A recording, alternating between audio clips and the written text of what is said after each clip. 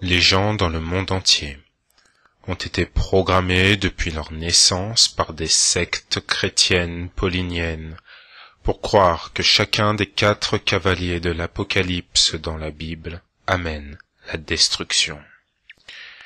De façon assez étrange, même les soi-disant érudits l'ont accepté.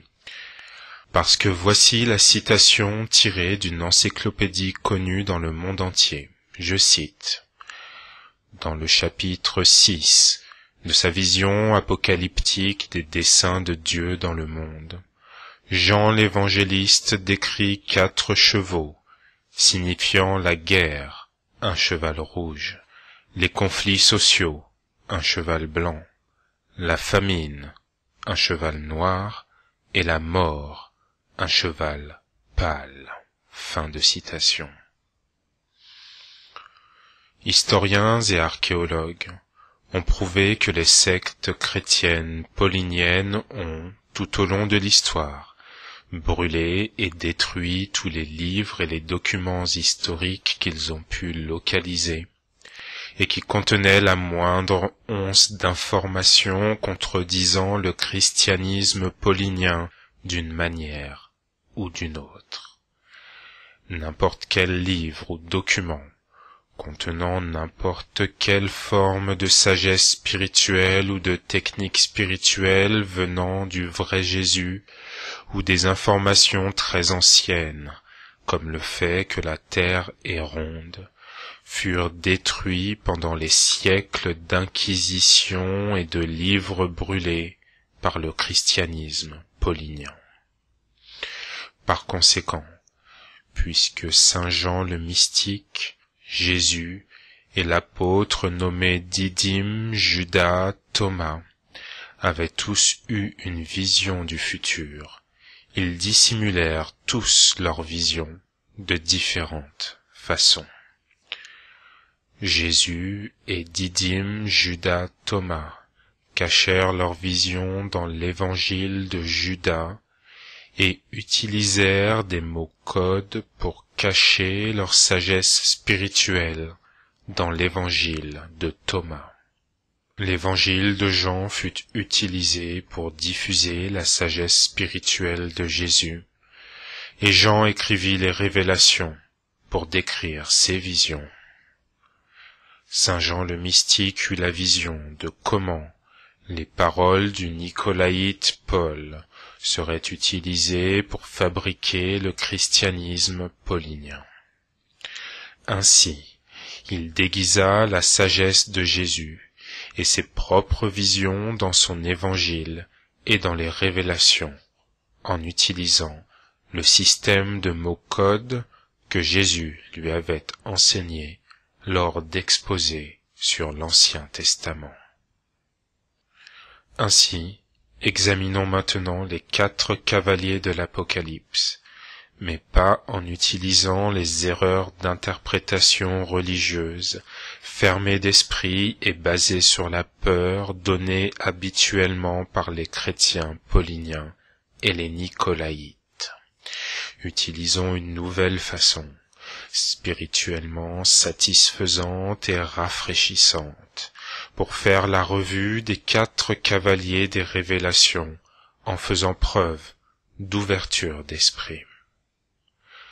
Un examen des 4 cavaliers de la façon dont Saint Jean les a écrits, pas ce qui nous a été faussement décrit par Hollywood et le christianisme paulinien. Le mot apocalypse est le mot grec pour dire révélation.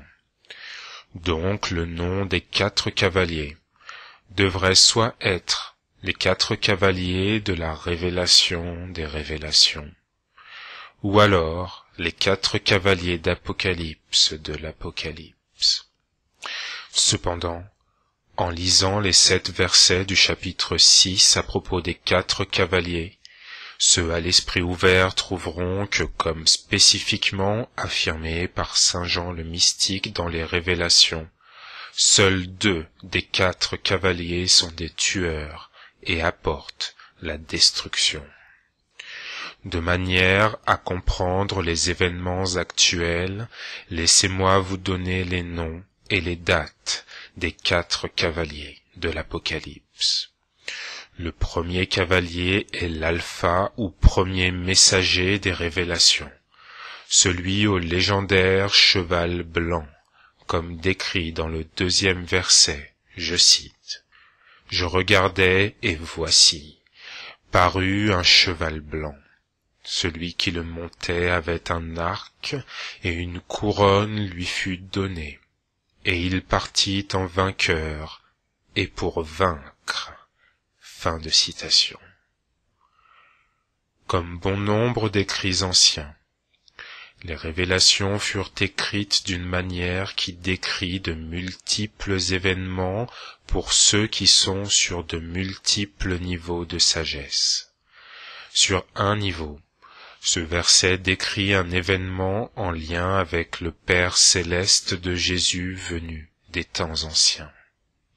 Sur un autre niveau, le verset décrit les actions du second gardien du savoir ancien, qui est descendant direct de Jésus, le premier gardien du savoir ancien. Et c'est ainsi qu'au XIIe siècle, comme décrit dans notre DVD, le 2e gardien du savoir ancien était un jeune prince écossais qui, en touchant le célèbre téraphim de l'arche, connu sous le nom de pierre de destinée, reçut la même vision sur l'emplacement de l'arche d'alliance que celle que Jésus avait reçue avant lui. Ce prince écossais initia les chevaliers du Temple avec sa famille flamande et française, et il monta un cheval blanc jusqu'en Palestine et récupéra l'arche d'alliance avec ses parents. Le prince et sa parenté de chevaliers du Temple retournèrent alors en France avec l'arche et divulguèrent des informations venues de l'arche d'alliance qui sidérèrent les membres de la royauté, ainsi que les moines cisterciens médiévaux et les sœurs de la Vierge Noire. Comme montré dans le DVD, les chevaliers du Temple mirent en lumière une grande richesse en sagesse des anciens au XIIe siècle. Malgré tout, au XIVe siècle, l'organisation des Templiers fut détruite par des disciples du messager au cheval rouge.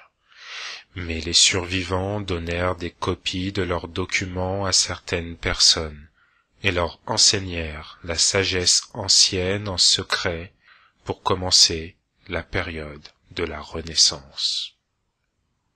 Ce court extrait de la série de CD sur les révélations est tiré du 6e chapitre. Le premier chapitre est en ce moment en production et le second chapitre est maintenant en train d'être enregistré et des chapitres supplémentaires, comme celui-ci, sont en cours de traduction pour que les CD soient produits dans les semaines à venir. Vous avez la possibilité de commander le premier CD maintenant. Il sera expédié d'ici la fin de la semaine prochaine et 50% des recettes iront immédiatement aider les victimes des inondations à Ndwebo. Merci de la part des orphelins du sida d'Ndwebo et à bientôt en attendant la prochaine fois.